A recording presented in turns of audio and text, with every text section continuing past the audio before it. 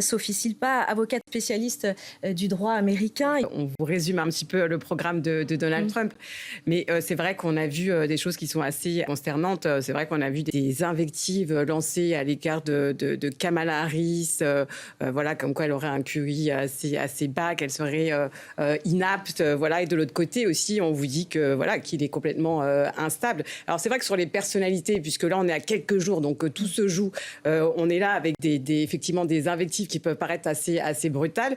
C'est vrai que des deux côtés, on a un programme économique, a priori, que les Américains apprécient du côté de Donald Trump. C'est vrai que c'est très séduisant dans la mesure où on veut baisser quand même essentiellement les impôts des grandes entreprises et des personnes un petit peu les plus riches. De l'autre côté, on a quand même un droit à l'avortement qui doit être protégé, des artistes qui sont derrière le parti démocrate. Donc on est quand même sur deux oppositions, une Amérique qui est quand même cristallisée, mais qui finalement peut se rassembler derrière certains combats, notamment en tout cas pour la représentation de Kamala Harris, qui est quand même la première candidate femme noire des États-Unis, et effectivement les femmes quand même, qu'elles se soient d'ailleurs pour les républicaines en tout cas modérées, ou pour les démocrates, effectivement, il y a des combats, en tout cas féminins, qui rassemblent quand même les femmes derrière cette identité que représente Kamala Harris. Moi, je pense que, en tout cas, aujourd'hui, tout est mis en place pour justement éviter toute contestation de la part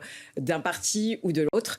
Voilà, moi, j'ai des connaissances qui ont voté aux États-Unis. Effectivement, les moyens qui sont déployés sont bien meilleurs que les anciennes élections pour justement éviter un remake de l'assaut du Capitole. Donald Trump harangue un petit peu les foules en disant effectivement que eux ce seront les futurs vainqueurs, en essayant un petit peu de mettre un petit peu le doute à la nation, mais en tout cas les moyens qui sont déployés aujourd'hui sont efficaces, hein. Vous savez qu'on peut voter de trois manières, par correspondance, par courrier ou en présentiel. On sait que là, pour éviter justement ces contestations, que la majorité, en tout cas énormément des millions d'Américains ont d'ores et déjà voté de manière anticipée pour justement éviter toute contestation.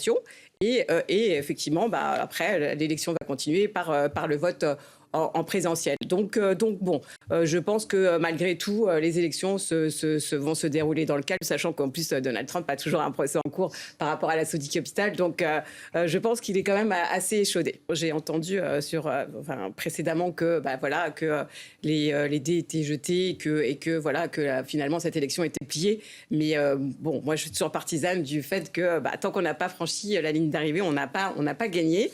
Donc il va falloir encore convaincre. Il y a encore quelques jours, sur les 3 jours. Donc on sait que là, Kamala Harris va avoir un rallye bientôt où elle va quand même, il y aura Taylor Swift qui est prévue, elle a quand même un certain des milliers de followers. Il ne faut pas oublier l'électorat des jeunes aussi, ces vedettes aussi. Il n'y a pas que l'Américain moyen à rallier aux troupes, mais effectivement il y a aussi toute cette jeunesse. Taylor Swift, effectivement, cette jeunesse la connaît, et il ne faut pas oublier cet électorat des jeunes qui aussi grand absent. Vous parliez de la dette, on n'a pas beaucoup entendu parler effectivement de la dette, on n'a pas beaucoup entendu parler de l'environnement, également grand absent. La jeunesse, la génération en tout cas Z est très engagée sur cette question. Donc voilà, ces vedettes, on en pense quoi qu'on en dise, elles ont aussi un impact en tout cas sur ces indécis, et notamment sur cette jeunesse qui finalement n'est pas aussi claire, et jusqu'à la fin, elle peut effectivement se rallier dans un parti ou dans un autre. Est-ce qu'elle a fait une bonne campagne, Kamala Harris ? En tout cas, je pense qu'elle a fait ce qu'elle a pu. Moi, je trouve que c'est pas mal en l'espace de quelques mois quand même.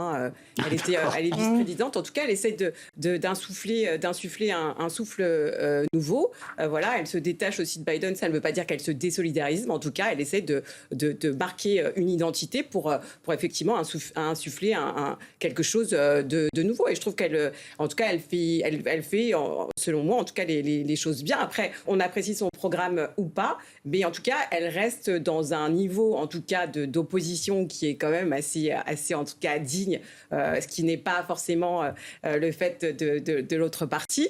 Voilà, après, chacun a ses idées, mais c'est vrai qu'il est pas mal quand même si effectivement la politique aux États-Unis est toujours assez violente. C'est pas effectivement cette élection qui est la plus violente de toutes, comme on l'a un petit peu montré. Effectivement, il y a quand même des milliards, il y a des milliards en question. C'est quand même la première puissance économique. Donc oui, on est quand même dans une... Elle a axé sa campagne sur le fait d'être une femme avant tout. Est-ce que c'est les femmes qui vont qui vont peut-être la faire élire première présidente des États-Unis? Je crois que quand même, elle a fait un petit peu les deux. Effectivement, elle a quand même rassemblé les femmes aussi derrière elle.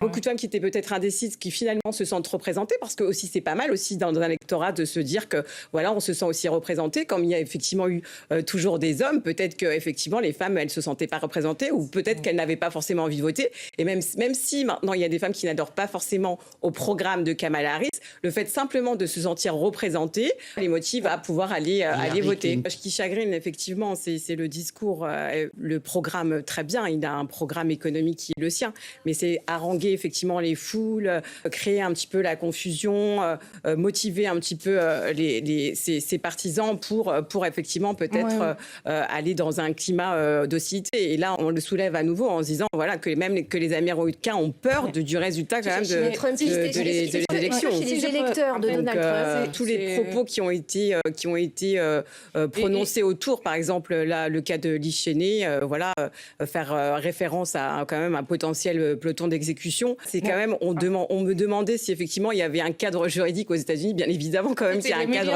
C'est quand même une incitation au crime, et quand même pour les propos relatifs à l'immigration, on présente un petit peu les immigrés en tout cas comme si c'était que finalement des criminels, alors qu'ils contribuent à l'économie du pays depuis des décennies. Votre réaction à ces reportages, tout ce que disent ces personnes au Proche et au Moyen-Orient? On voit d'ailleurs que ces questions internationales n'ont finalement pas été très présentes durant cette campagne. Pendant la campagne, mais après, on sait que de manière générale, les relations entre Israël et les États-Unis ont toujours été assez proches. Donc, effectivement, que ce soit, en tout cas, là, en l'espèce, Kamala Harris ou Donald Trump, je ne pense pas que les choses seront essentiellement différentes. C'est vrai qu'on a eu ouï dire qu'il y aurait peut-être un vote sanction pour effectivement l'absence de réponse de Kamala Harris, en tout cas de Biden sur ce sujet. Mais je ne pense pas que ça va en tout cas bouleverser l'ordre des relations entre Israël et les États-Unis. L'objectif, c'est quand même de faire finalement des économies. Quand il dit qu'il veut régler les guerres, je pense que c'est effectivement... En politique étrangère. Effectivement, en politique étrangère, c'est de faire des économies, d'arrêter de payer pour les guerres et aussi sortir de l'OTAN pour éviter de payer pour les Européens. Merci beaucoup, Sophie Silpa.